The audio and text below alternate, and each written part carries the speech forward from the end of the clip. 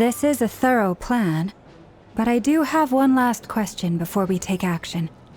How can we be sure that our enemy won't leave the designated area? Great question. Albedo's been hard at work analyzing Rerir and the Wild Hunt's behavioral patterns. His conclusions are as follows. Firstly, from the earliest known confrontation until now, Rerir has never displayed any ability to manipulate the dimension of space. True. So it's unlikely he has any power in that domain. Secondly, he seems to have a particularly strong vendetta against our group. If we put him in a fight-or-flight situation, he'll choose to fight every time. Thirdly, finally, and most importantly, he is consumed by hatred, both for the moon and for his enemies. Turns out, we tick both of those boxes. We have a reincarnated moon in our ranks, and a spy who accessed his private memories without permission. He'll be baying for blood, not looking to escape. Apologies, I had the cursor on the screen for no reason, I'm sorry. As someone who's had their fair share of interactions with the Wild Hunt, those all seem like valid observations to me. Understood. Then I will defer to the verdict of the group. Well, everyone, that's the plan in full detail. Albedo and Durin are carrying out their part as we speak. Plan approved. Scheduling. Hi, Nefa. Okay, any firepower you need, I got you covered. Let's light this baby up. Yay! The Frost Moon Scions are behind you as well. And the rest of you? No objections? All right, then it's settled. This is the plan we're going with. Next up, an old tradition of mine. Anyone who wants to back out, now's your chance. What about Dory? Wait, we can still back out of this? Everyone says things they regret, right?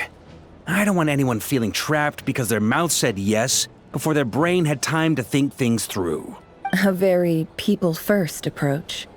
I hear that's common practice in the Knights of Favonius. Heh. Who'd you hear it from? D-Luke? Shh. We don't use people's real names at work.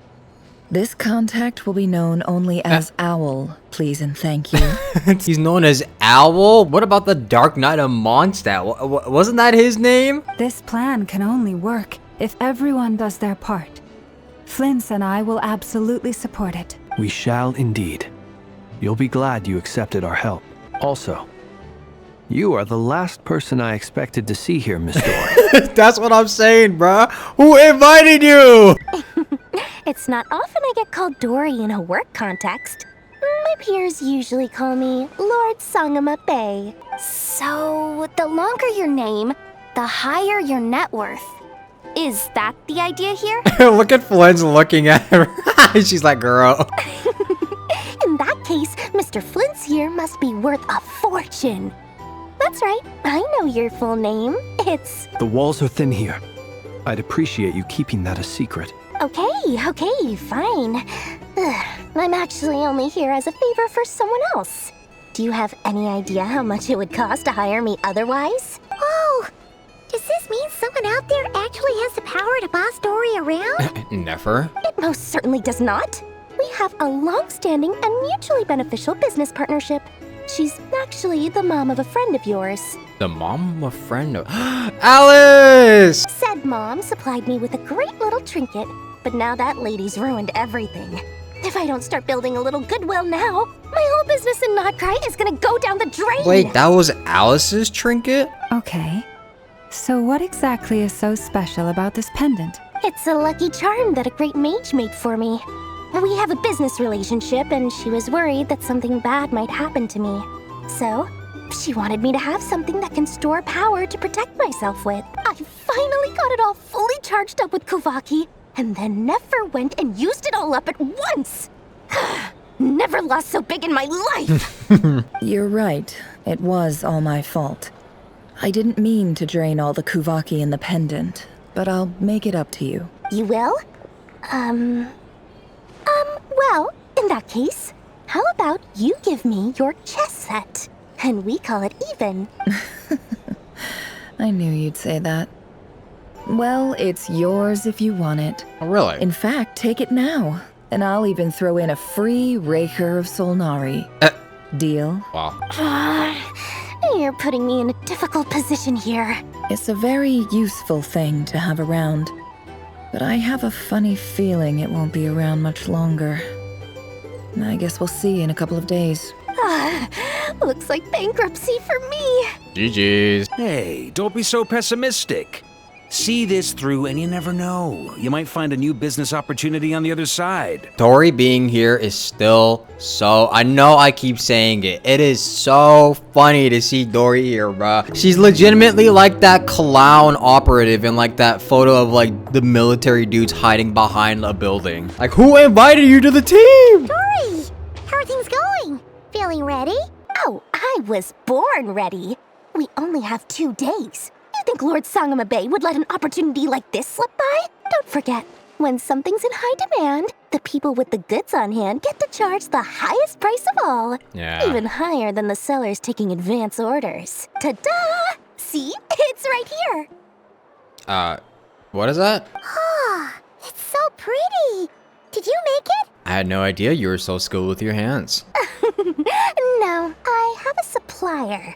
We go way back. So he made me a very attractive offer. Aha! No wonder you were talking about Lucky Charms at the meeting. Lucky Charms? Kave to make them for you. Haven't had that cereal in a long time. That's not the full story.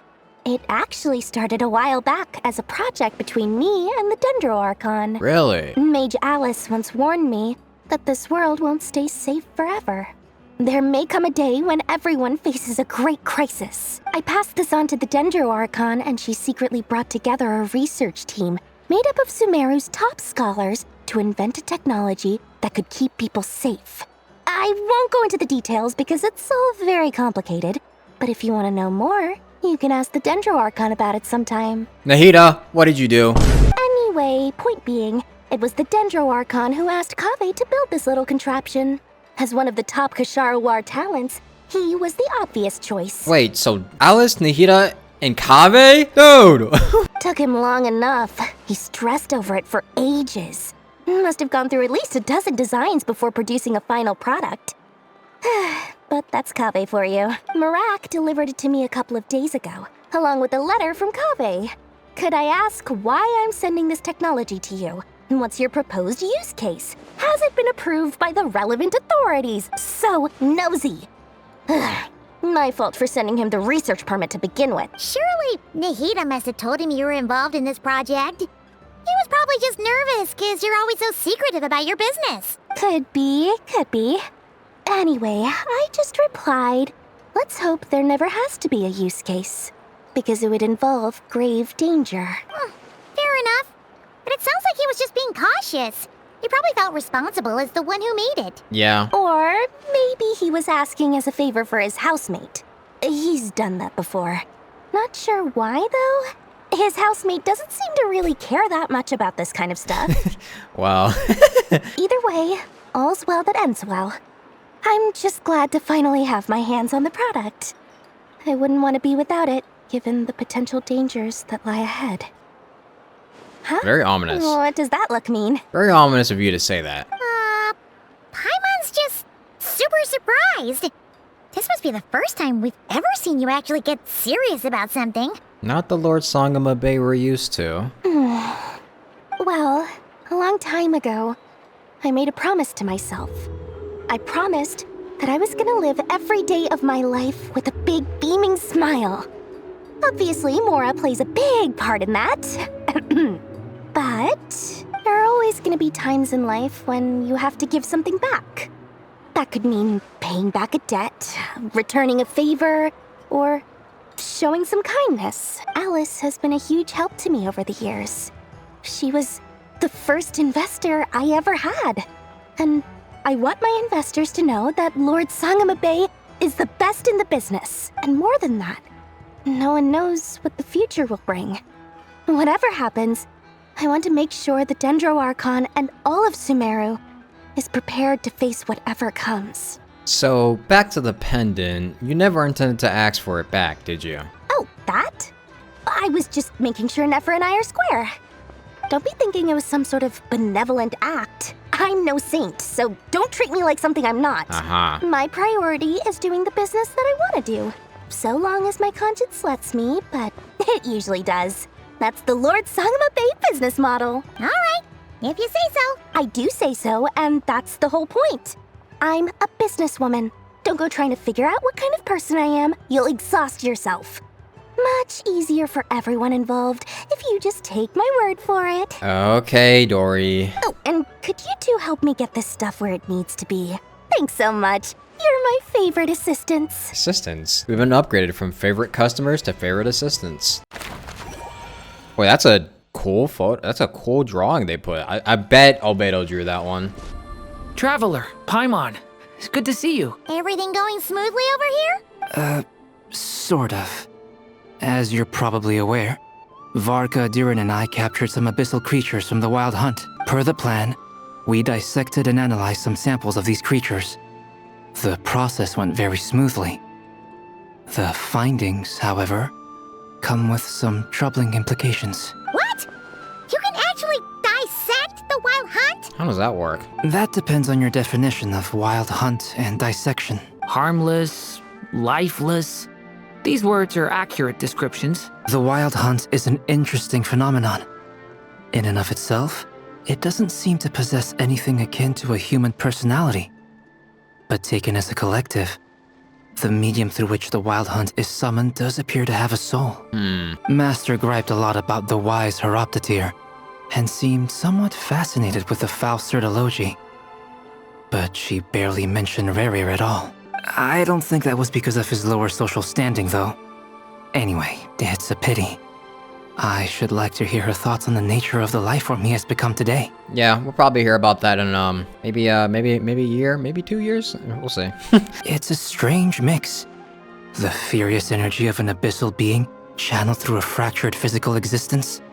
A consequence of being torn apart by an unknown power. Perhaps the only explanation for his survival in this state is that he sacrificed a degree of individuality in exchange for a continued existence. Maybe. Oh, sorry. Once I get talking about interesting research, I have a tendency to go on indefinitely. No, you can continue. Back to our research findings. Essentially, they confirm my hypothesis. Rerir's corpse is completely contaminated by the Abyss, and the effects are irreversible. You could think of this as Rerir in mutated form. But in my view, even that would be inaccurate. In reality, his whole being has been consumed by the Abyss. In other words, he is now nothing more than a manifestation of abyssal power. Unfortunately, at present, we have no means of completely eradicating abyssal power. Hence, we cannot fundamentally destroy the Rerir of Solnari either. So that means Rerir is technically long dead. The only thing that remains of him is just his desire. Oh, that's terrible news. So, that's it? We can't defeat him? Not even if we get the power of the Three Moons? Miss Columbina's situation is a difficult one. She can never achieve wholeness when the world does not accept her presence. It's as if her creator banished her to a place she can never be accepted. It means she spends most of her energy just on her own survival. Given the circumstances, it's only natural to despair. But we must see this plan through to the end. Time to kick off the backup plan. Oh, Paimon almost forgot. This is for you. Dory asked us to bring it. Ah, how wonderful. Well, thank you for making the trip. Durin and I will be heading off shortly. No problem. I'm sorry I won't be there to protect you in person this time. Please be careful. We will. All right then. Stay safe. Miss Lauma, is everyone here? Yes. The fate of my flock is in your hands, Grandmaster Varka. Please keep them safe. My lady, what are you saying? Within the next 24 hours, we will face the biggest crisis the world has ever seen. This is not a burden that we deserve to bear. But I believe that we reap what we sow in this life. So I intend to act. I must do what I think is right. For me, that means fighting for the future of Nodcry. This gentleman is the Grand Master of the Knights of Favonius, Varka, Knight of Boreas. In my absence, please follow his lead. Hey, everyone. They are not gonna like this guy. Guess I should introduce myself. Well, to start with, I know my way around a battlefield.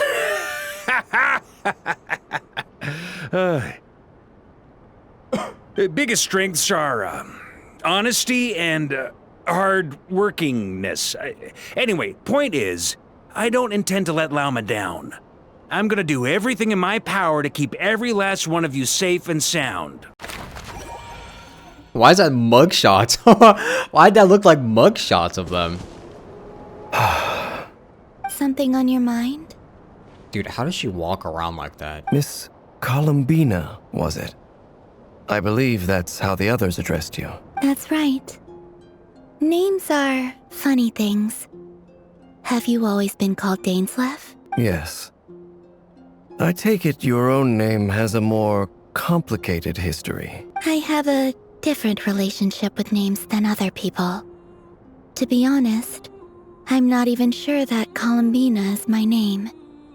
At least, not in the same way that dainsleif is yours. But it's what everyone calls me, and I go along with it.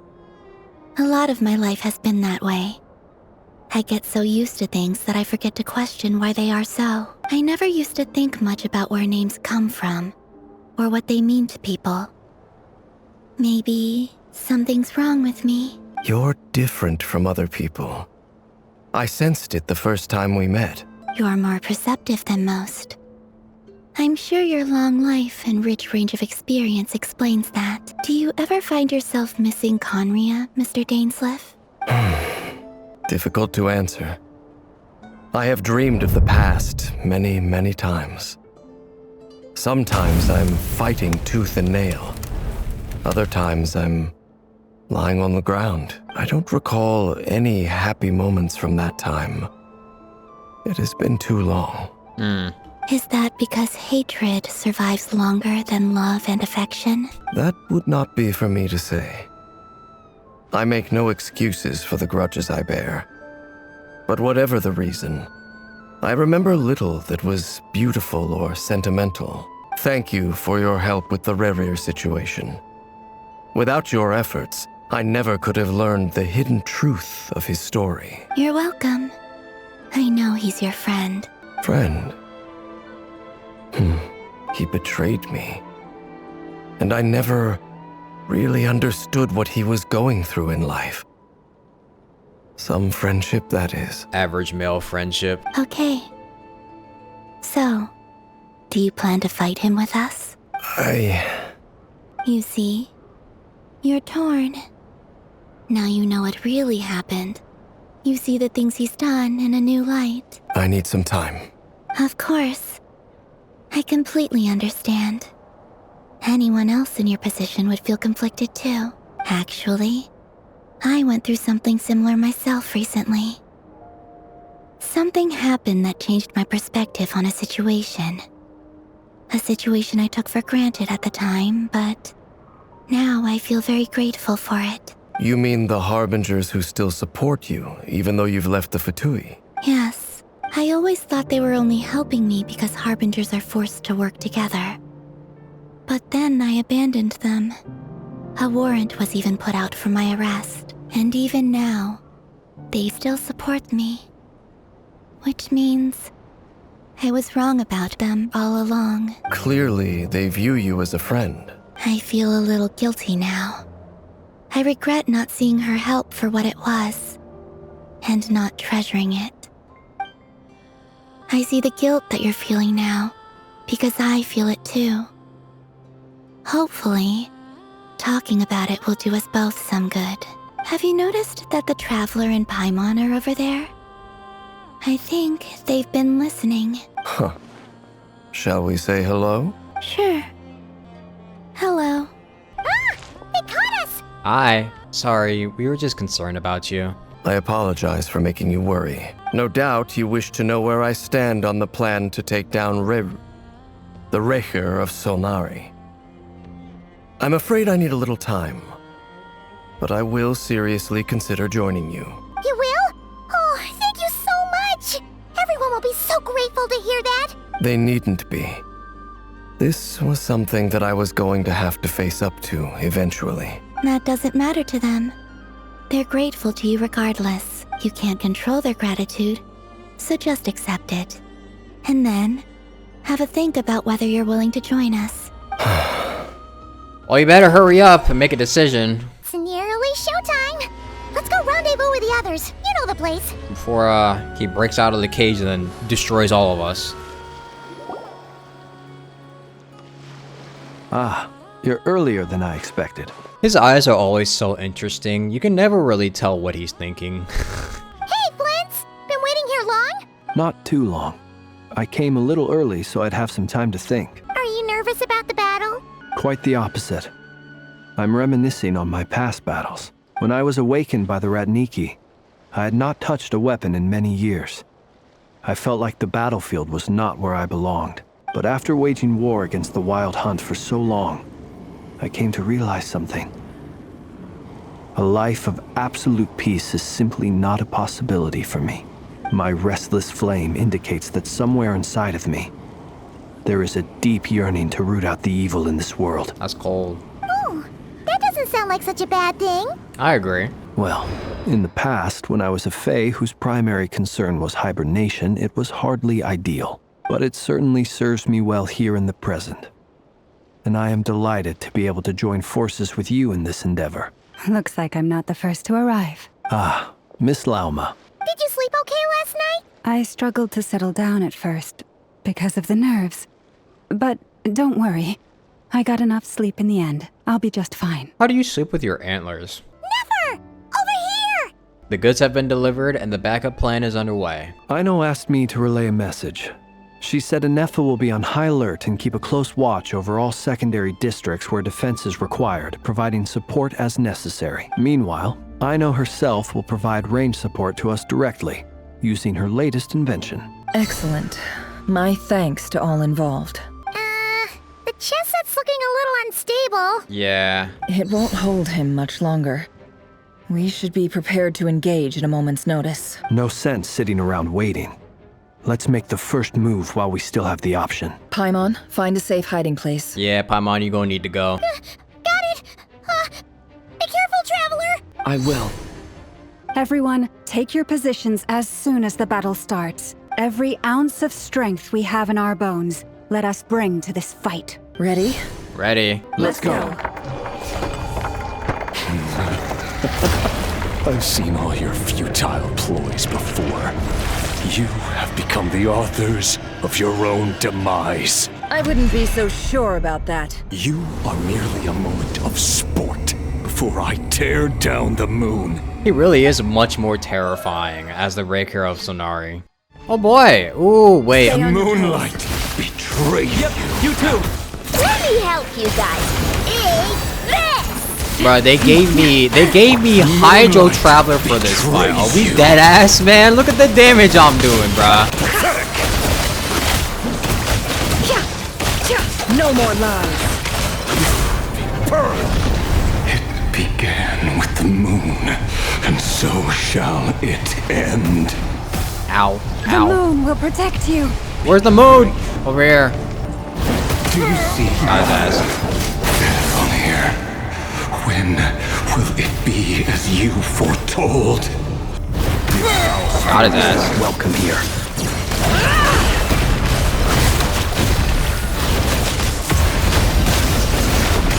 The long sleep beckons. It all shameless. Damn, he's going at it, man. Dude, his attacks are so fast. I don't even think you can do this fight without getting hit. Moonlight of heroic braver. Who wants to go first? Get out of my sight! Oh boy. No, we've been separated! That's kind of cool. You okay? Never! Where are the others? Stuck outside the barrier. I guess he really doesn't like us. I told you before. Knowing too much is always a death sentence. Be careful what you wish for. Death is grand. Ow. Oh my. Lauma! Can you hear me? Hold on, silence. The voices are gone. But at least I know they're still there. I need to focus. Stick to the plan. Remember my most important task. Just keep stalling him. If I can stall him for long enough, the moment will come. Oh my god, they only gave us Nefer and the Traveler? Hydro Traveler? Oh my goodness. I would unironically rather have you give me Electro Traveler. It's like, what is this guy? What is he supposed to do with this, man? Like, what is this? Can't hide the truth. What is he doing now? Absorb Kuvaki 3 times. I've got this. Oh my god, he just nuked the shit out of everything. Can't keep this up. Don't push your luck. Genuinely, how is the Traveler and Nefer alone supposed to keep up with this? Curses. There's no other way. You.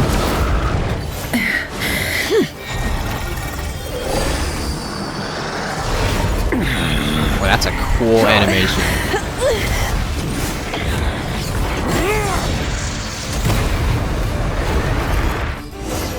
The only way to defeat Rerir is to borrow his own power. Really? That means Columbina will have to disappear while you two bear the brunt of his attacks. You have to hold on.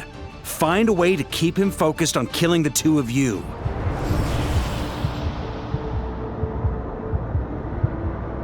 Nefer, your eyes are bleeding.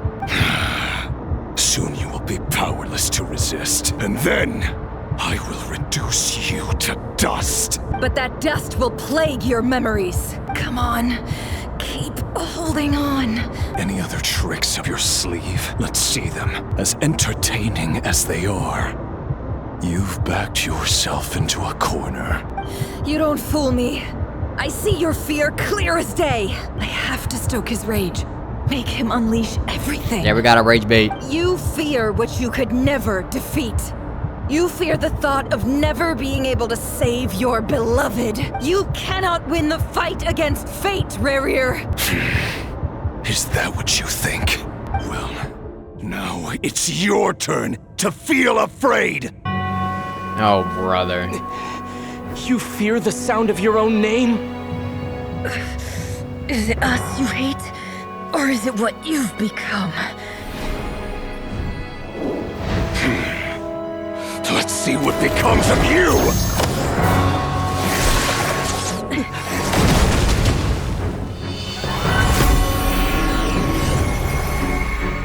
This is all Beto's power, isn't it?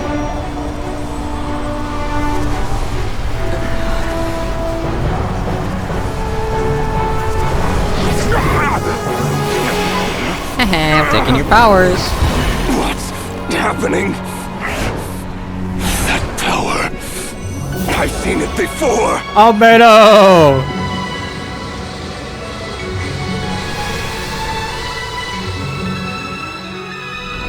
His power is on another level.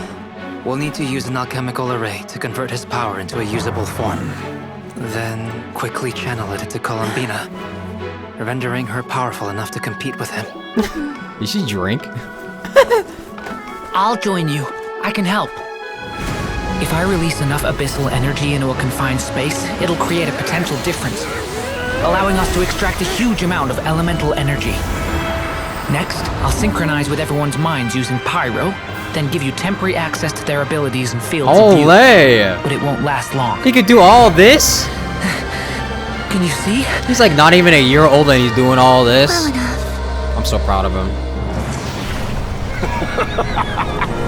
So, we have a student of Gold Rheindotter in our midst. And his disciple. How about that?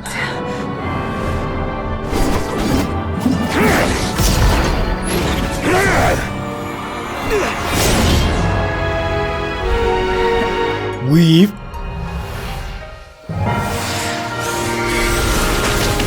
Get his ass, Columbina.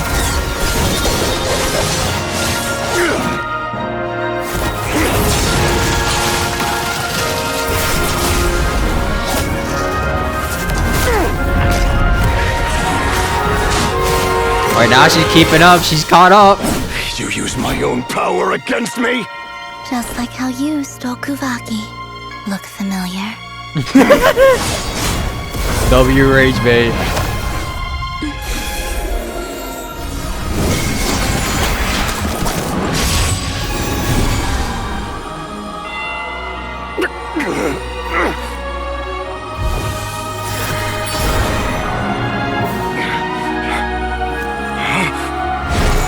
It's time to say goodbye. Don't you realize you don't have the power to hold that gate open? I don't, but someone else does. Is it dainsleif? Yup. Hey, what's up, buddy? Goodbye, Rerir. He's like, hi, friend. Bye, friend. We won.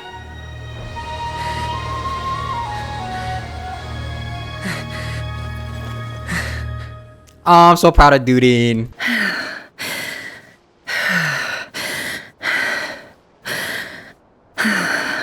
Nefer, how are your eyes? And her eyes are really bleeding. She gonna be able to see ever again?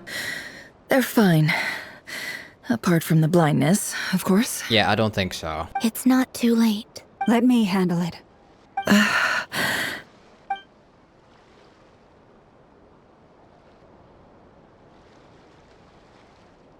It's okay. Llama is C1.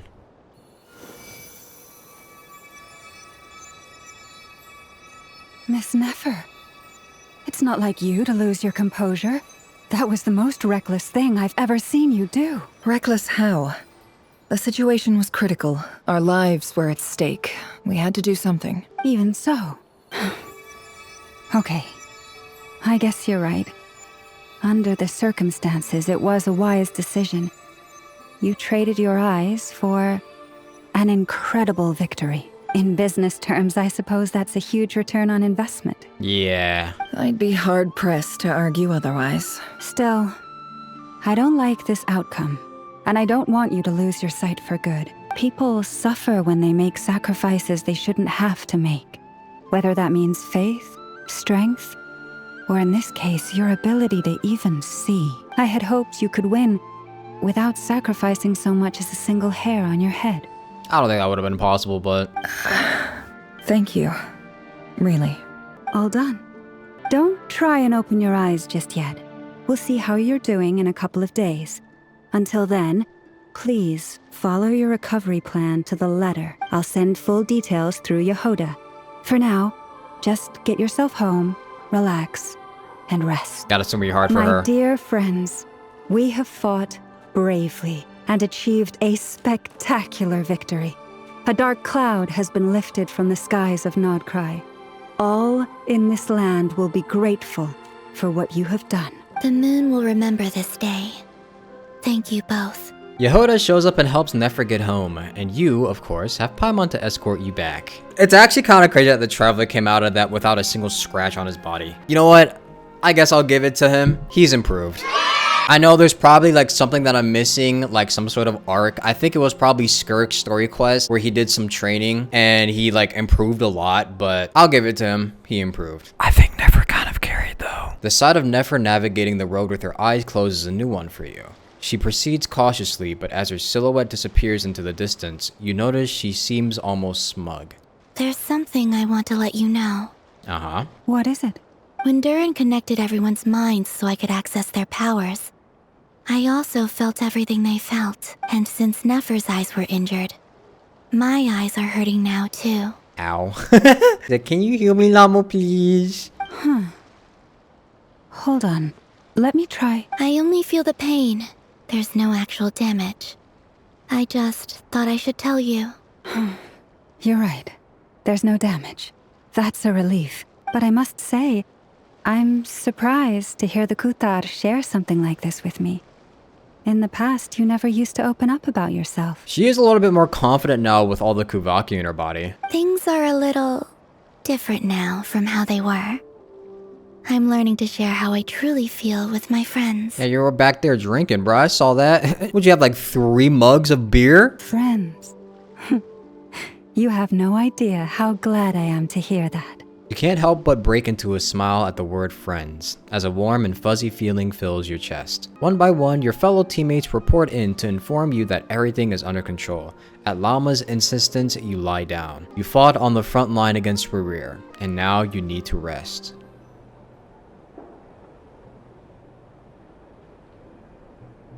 Yay! You're awake! How are you feeling? Any aches and pains? Did you sleep well? I'm doing all right, Paimon. No need to worry about me. Phew! Well, that's good. Paimon's been sitting on the edge of the bed worrying about you for ages. You slept a whole day and night. Poor Paimon had to eat all by her lonesome. A whole day? Is that possible? Glad to hear you didn't starve. How was the food? Well, it wasn't the same without you there to share it. Honestly, Paimon just can't relax when you're not your usual self. She couldn't enjoy the food and settle down to sleep. Well, I'm back to normal now. Oh yeah, and Albedo swung by earlier. He said to tell you to head to the tavern when you woke up. Varker and the others are organizing a victory feast and they want to celebrate with you. He also dropped off some medical supplies, but you seem fit as a fiddle, so guess you won't be needing those. If you're feeling up to it, let's head over now. Wouldn't want to keep them waiting.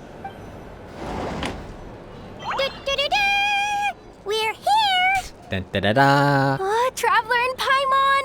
Hi. Perfect timing! We were literally just saying how there's no way we're holding this victory feast without you any longer, and we would have postponed it till tomorrow. How are you feeling today? Much better. Thanks. Don't worry about me. Relieved to hear it. If that changes, just let me know. Happy to check you over at any time. Yep, we're here for you. Anything you need, just let us know. I find it kind of funny that Duden is also taller than Albedo. How? Oh wait, where's Nefer? How are her eyes doing? Nefer's right over there. I'm sure she'd love to catch up with you. Hello, you. Recovered from the battle? Mostly recovered, thanks. I'm touched that you'd asked. Come on, what do you mean? Of course I'm gonna ask. I care about my friend's well-being. And we are friends, aren't we? Yeah. Get yourself a drink. You've more than earned it. In fact, today, your drinks are on me. Lord Sangama Base got you covered. Bartender, most expensive drink you have on the menu. Wow, really? What about Paimon? Has she earned it too? Has she? Please? Well, you haven't been through quite as much as the Traveler, but... what the heck? Sure. Yay! Wow! Drinks on Dory! What a historic day. Hey, keep your voice down, or everyone else is gonna want in too. You... Have you heard anything I've been saying recently? Doing business in Nodcry has been an absolute nightmare. If I'm buying for everyone, Okay. Paimon will speak more quietly. Jeez. You really gotta learn how to whisper, Paimon. That's more like it. Don't you forget. Lord Sangama Bay doesn't just go around buying drinks for anyone and everyone. I thought of 1,000 ways to congratulate you, but now you're here, words are failing me. The honorary knight stuns them speechless once again. He did a salute. Well said. The honorary knight showed us all how it's done. The other knights tell me that Mondstadt was the first stop on your journey. All of us are truly delighted to count you as our friend. Yeah, that was 5 years ago. Oh, jeez, man. I'd like to thank you for supporting the Knights of Favonius, and also for helping us save Nodcry. Don't mention it, Grandmaster. Now, when are you coming back to Mondstadt so we can actually have Kaya's cavalry come back? This guy needs his horse. Nonsense. Of course I'm gonna mention it. This is more than just business. It's a relationship.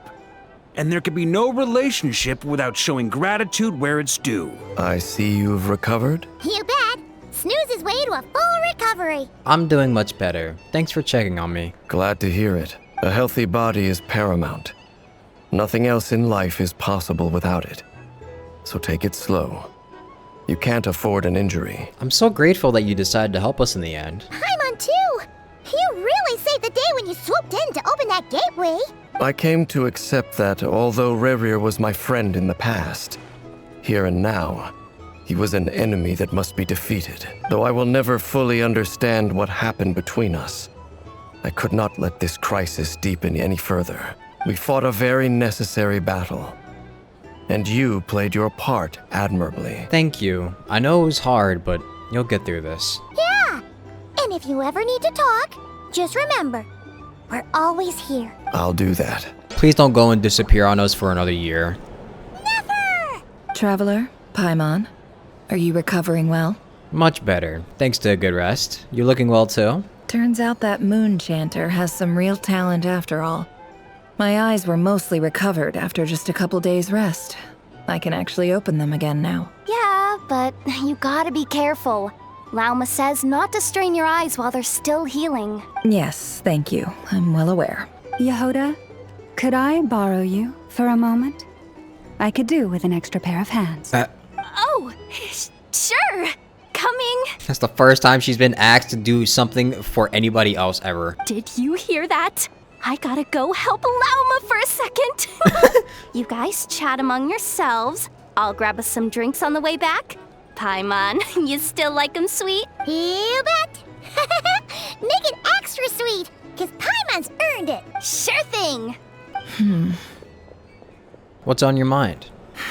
The Rerir of Solnari. Kind of a snake, don't you think? More of a wolf in my mind. Get it? Because his statue was shaped like a wolf that was blinded or chained? No, definitely a snake. A poisonous one who spewed his venomous hatred everywhere. Anyone who seeks revenge out of hatred for other people has become a snake. That's something my dad used to say. I guess he didn't like seeing people go down on the path of vengeance. Yeah, which is what I was saying. Perhaps. I'm sure it sounds like a very wise and open-hearted perspective to your ears. But me? I think hatred is a perfectly justifiable emotion. How so? What else is left when everything you depended on in life gets stripped away? Something's gotta fuel that drive to keep on living. When I look at your life, I see a lot of things that you can depend on. If you're worried about me, you can nip that in the bud. I'm not someone who gets stuck in the past. It's just... I suddenly feel like I was wrong to call my father a liar. He was just a fool.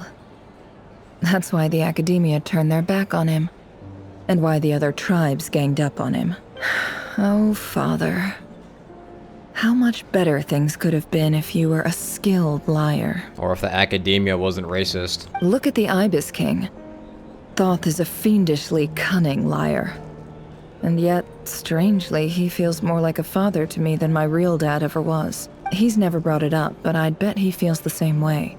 Why else would he give me the power to perceive the truth, while at the same time training me in the art of deception? Sadly, I never heard the Ibis King's voice. What is he actually like? Well, King Deshret banished him to Aru, which is essentially a prison, and posed 3 questions to him. He promised that he'd have his freedom if he could find the answers. His response was to take on a physical form and approach me, hoping that I could become his envoy and search for one of the answers on his behalf. Did he really think I'd fall for that?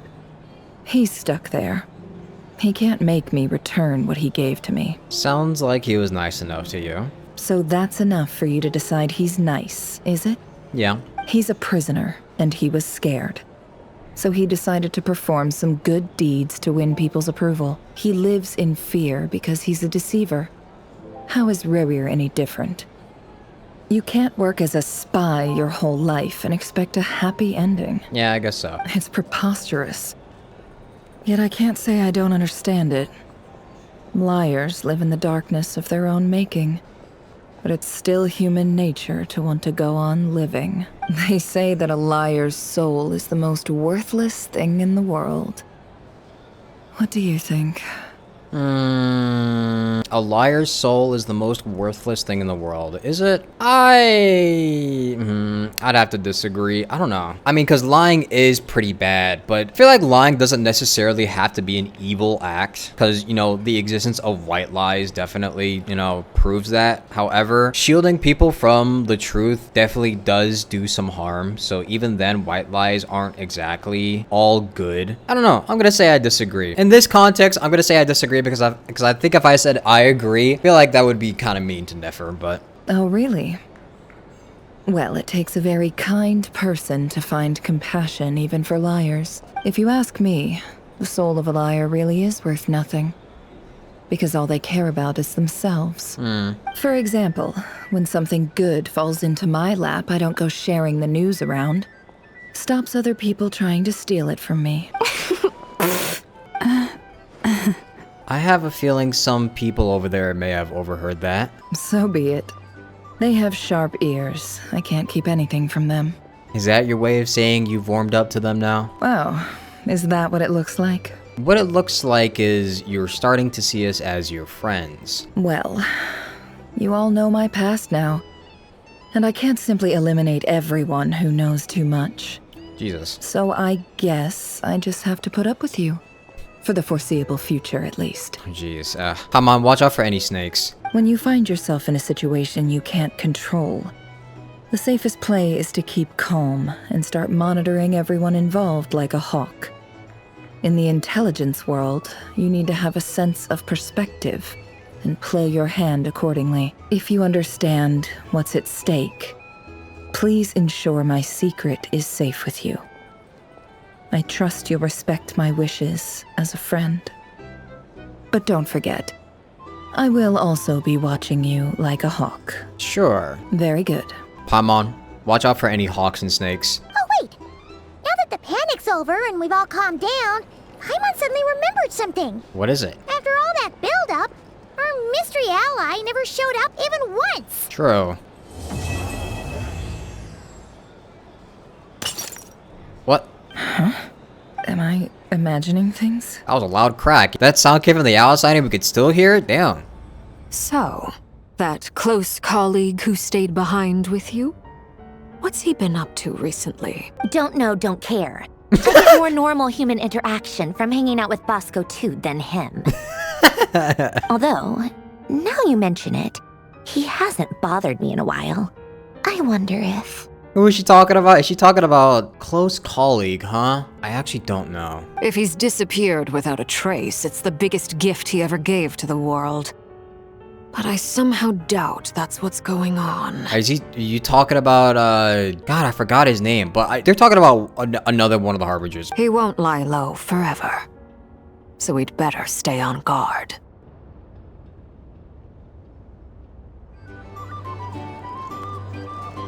Ah, Lord Sangama Bay. How lovely to see you. I must thank you for the device you provided. It was an enormous help. Would I be right in thinking that it was developed by the Academia? Why come and ask me when you clearly know already? I mostly came to thank you. That's more like it. A little gratitude goes a long way with Lord Sangama Bay. Play your cards right, and you might even stand a chance of becoming my long-term supplier. The chance to work with such a kind and charitable investor as yourself would be a great honor for the Curatorium. I really can't tell whether or not she's actually, like, speaking about her in a positive way, or if she's just being sarcastic. Huh? Charitable? Who said anything about charity? First time hearing about it. Let's see. The first plot of land you purchased in Nodcry, your desert interests, and... Stop! What do you think you're doing? Exposing my investment history! It's nothing to hide from. They're all perfectly legitimate investments. And some of the land you purchased was with the intent of building a sanctuary? Yes, I heard about that too. Caught. How did you... Caught. You're a curious case, Lord Sangama Bay. You don't like people finding out about your good deeds, do you? But I'm afraid no matter how hard you try to keep things under wraps, where there's a will, there's a way. You did it for Sumeru, didn't you? It was empty land that was gonna go to waste otherwise. I figured if I built something there, it might at least get some use in an emergency. Disasters are capricious things. They strike without any warning. I've lost family to a disaster before, and I don't want to lose any friends or business partners if I can help it. My elder sister used to dream of finding a sanctuary. Somewhere with plenty of food, water, and medicine. Where everyone could live happy lives. It was something I looked into, but after discussing things with the Dendro Archon, I decided on a more effective strategy. The tech people handled the tech, and Moneybags provided the Mora. It just made the most sense. It's a pity that so few people know the truth about you.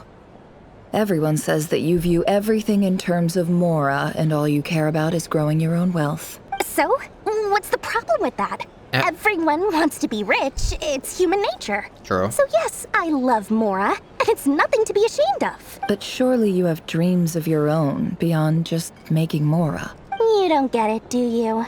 My dream is to invest in other people's dreams. And, make a nice little slice for myself along the way. Just thinking about it makes me happy. That sweet, sweet sound of Mora. Thank you. For the device? And the pendant. Oh, that. I was just returning a favor. Don't worry about it. Seems like we've both been away from home for a very long time. Oh my god, Sumeru event soon? Yeah. So long that I barely remember what my family even looked like. Damn. That would be your mother, father, and sister? She had a sister? Yeah. Though it's been years since my sister passed away. Oh, that's why.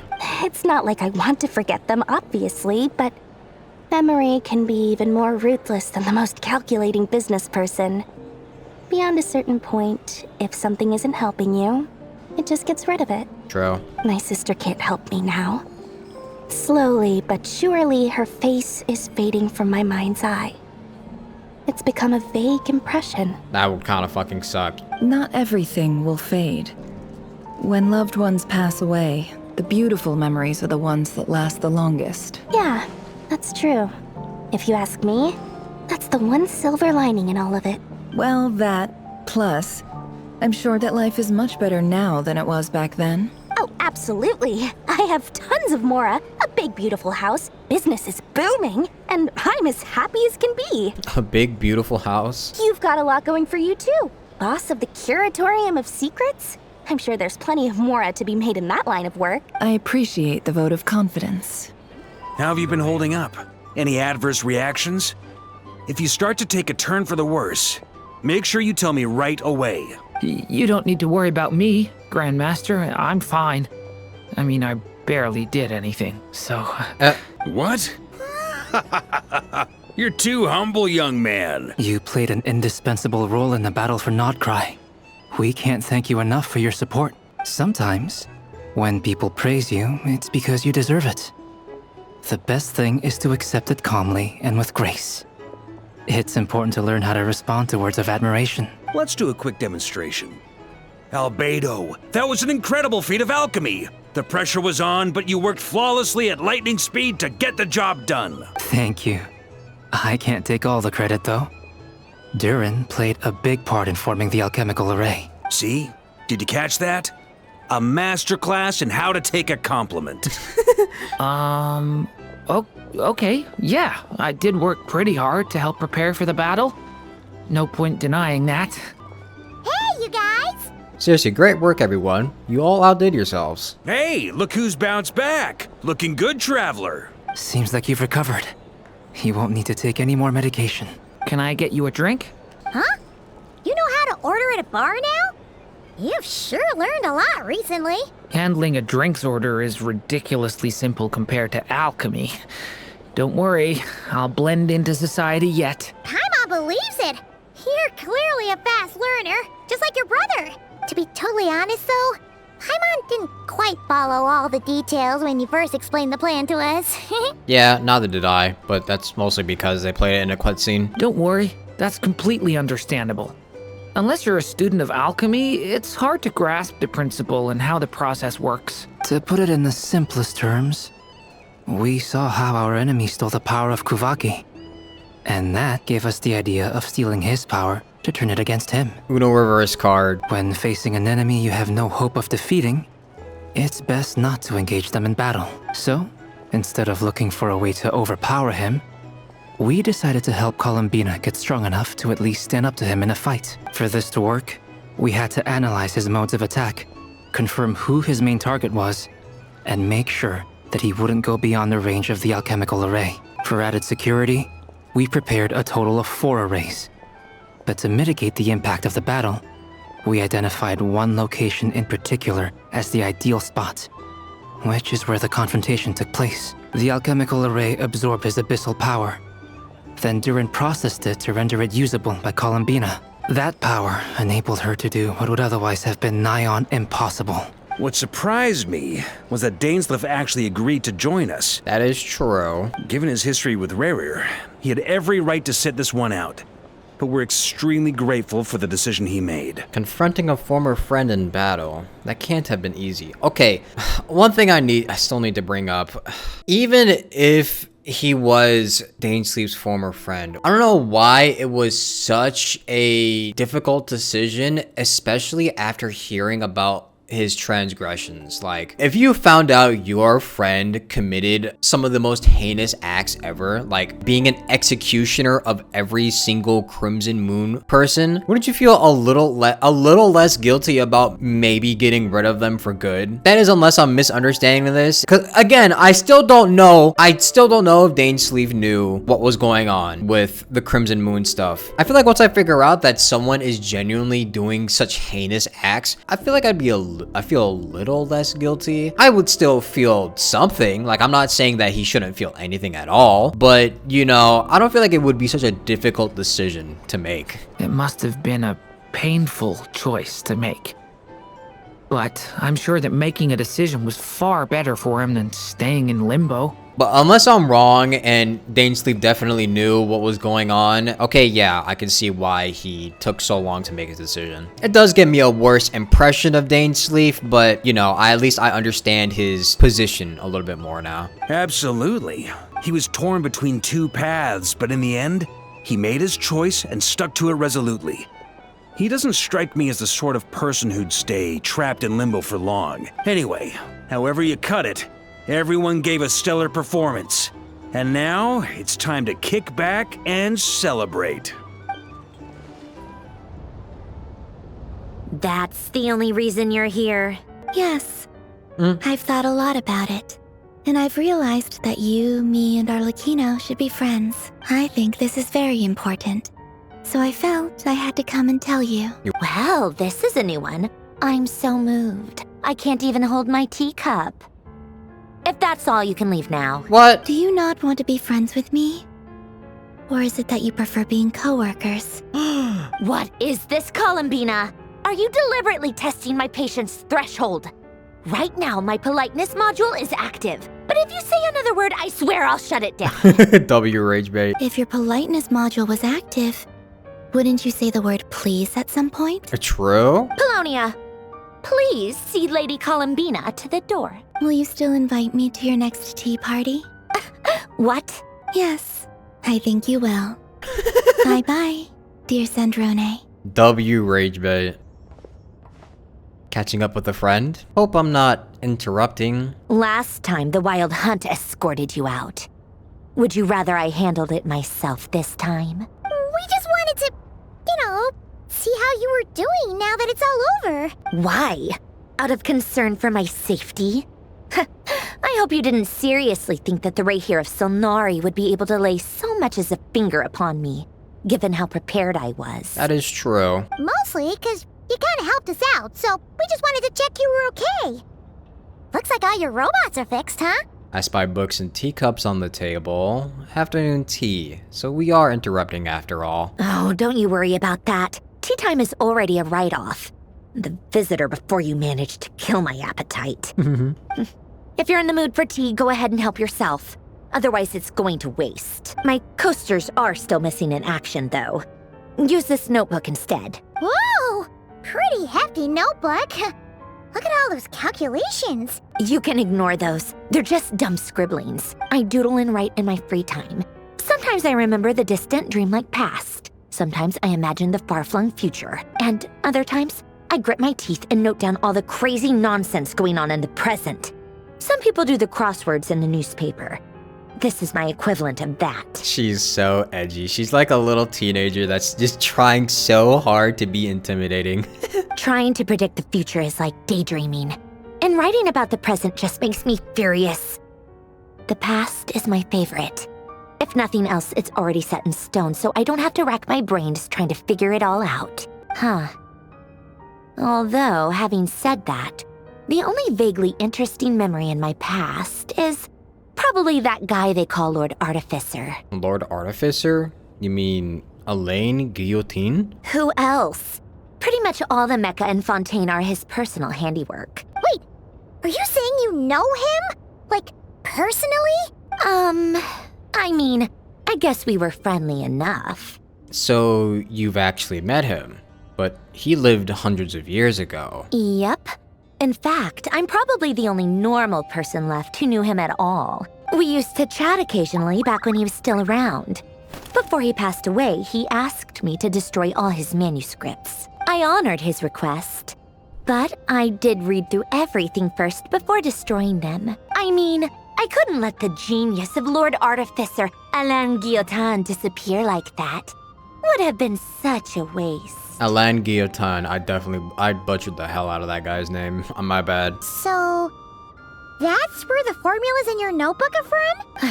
I just told you. Those are my equivalent of crossword puzzles. They're just dumb formulas that I solve for fun when I'm bored. Alain's work was like epic poetry. The formulas in my notebook are just silly little riddles in comparison. Not that there's anything bad about them. I mean, at least, solving those riddles isn't going to hurt anyone. Except me, because I lose a few brain cells in the process. Anyway, while we're on the topic, I might as well tell you about what happened to him and his friends. Alain Guillotin had two close buddies, Renee and Jacob. They spent their childhood years together in the Nazissenkreuz Institute. They were all quite competitive, so there was some rivalry between them. But it was a friendly rivalry. Nazissenkreuz mentioned? But beneath the friendship and the rivalry ran something deeper, a sense of nostalgia for the past. Unfortunately, childhood would end, the prophecy would come true, the apocalypse would arrive, and the future would never be. A mad dream that would normally only capture the minds of lunatics began to take root in their hearts. A dream of saving the world. And if Renee and Alain had been people of lesser wits, that dream would probably have ended up as something for them to joke about in their older years. But alas, they were some of the sharpest minds around. They nurtured that dream with the full power of their intellect, and it grew into something that ate away at their souls. Oh. The first of them to fall under its spell was Renee. Against Alain's wishes, he persisted in experimenting on a mutual friend of theirs to try and save their life. Alain did not approve and parted ways with Renee. It's complicated. Alain wanted to believe that Renee only did what he did for the sake of their friendship.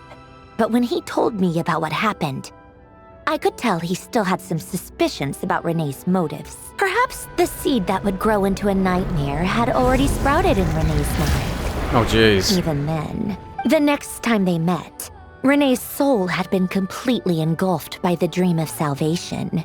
His futile attempt to change the tide of fate only resulted in a wave that swallowed up the world, even before the apocalypse came. And although that wave died down eventually, I hear that it just recently came back with a vengeance. As I understand, Renee wanted to live out his dream of salvation once more. All of this stuff, by the way, is World Quest stuff in Fontaine. I barely remember the stuff that she's mentioning right now, but I just know for a fact that all of it came in Fontaine. But I'm told that the attempted resurgence finally died out for good. At long last, Renee awoke from his deluded dream. Though of course by then it was far too late. What do you think of Renee? Do you admire his transcendent genius? His view that any price was worth paying to achieve the lofty goal of saving the world? Or do you despise him? Dismiss him as an evil madman who wrought havoc on the lives of everyone around him as he pursued his delusional dream? Same difference, really. Just a matter of perspective. I don't know. I don't know if I do or don't admire him. I might have to fence sit this one. I kind of don't admire him because he had to hurt people on his path. I'm gonna have to fence sit this one. I'm gonna be honest with you. What a cop-out. But I suspect you'd have a more incisive and insightful answer if we dug into it further. What about you? What's your take on Renee? I don't like fanatics who give up their whole lives for their ideology.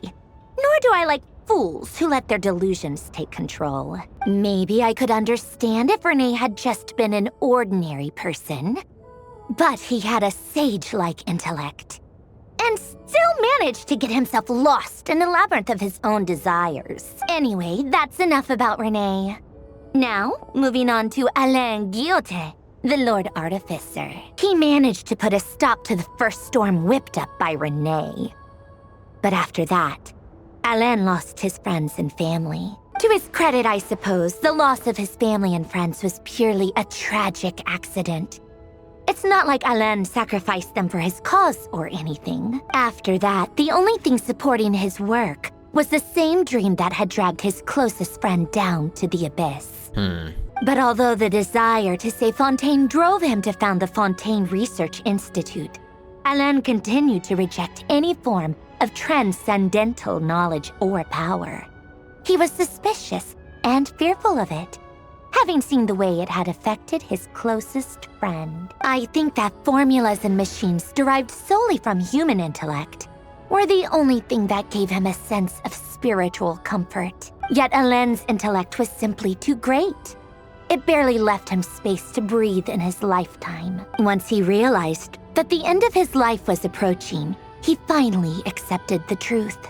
The Nazissenkreuz Institute needed someone, and a human being, to see its story through to the end. He quit working on his formulas, trading them in for the fairy tales that had played such a formative role in his childhood, but which he barely touched in his adult life. He told me that the director of the Nazissenkreuz Institute used to read those fairy tales to the children as bedtime stories.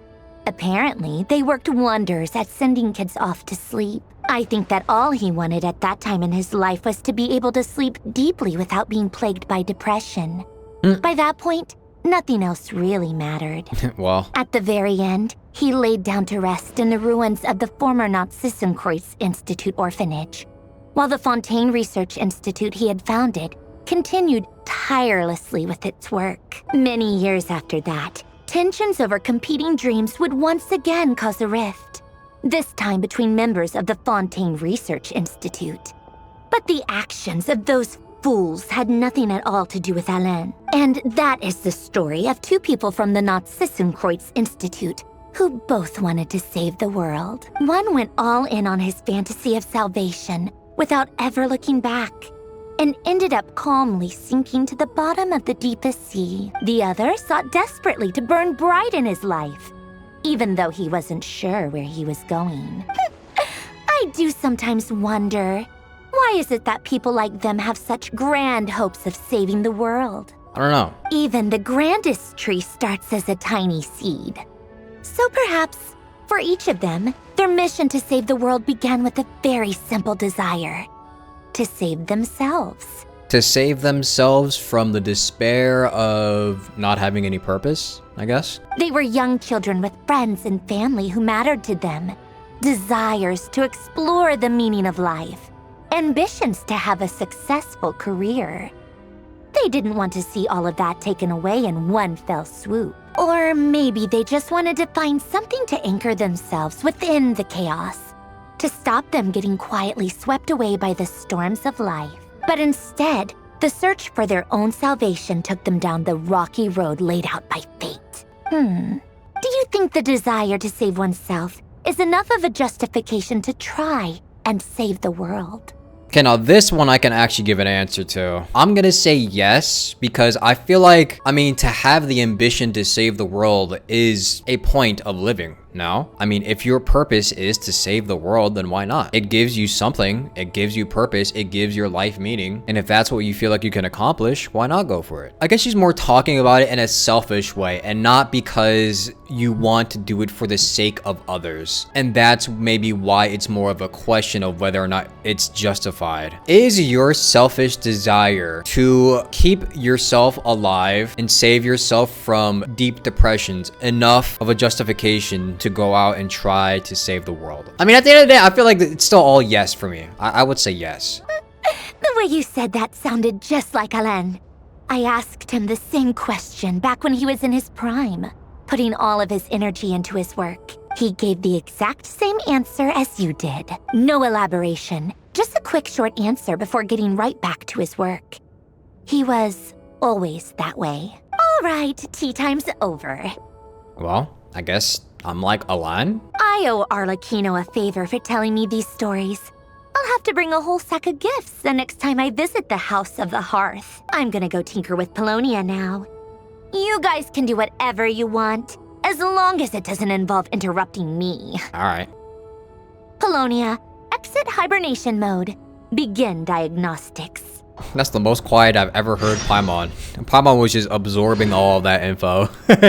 Those are interesting questions though. Like I said before, they mostly pertain to like world quests that happen in Fontaine, which is interesting. So I didn't think they would actually bring up the Natzenzenkreuz stuff in an actual Archon quest. I always thought that they would usually keep those separate. Maybe that means they'll try to like integrate both of them like into each other in the future, so like it's not so confusing for people. The story of the Archon quest is like, you know, kind of straightforward mostly, but when you get to go playing the world quest and you pay attention to what they're saying, it's like a completely different story. It's like a whole different game when you actually play like the world quest, especially the ones in Fontaine, like the one about Alinus, this one, the one with Nazis and like those are generally some of like the most like interesting quests in the entire game. So I guess they'll bring that up when it's time to do like Sandrone's story or whatever. And I guess that's it. Rerir is gone for now. Nard Cry and the whole of Tevat is saved,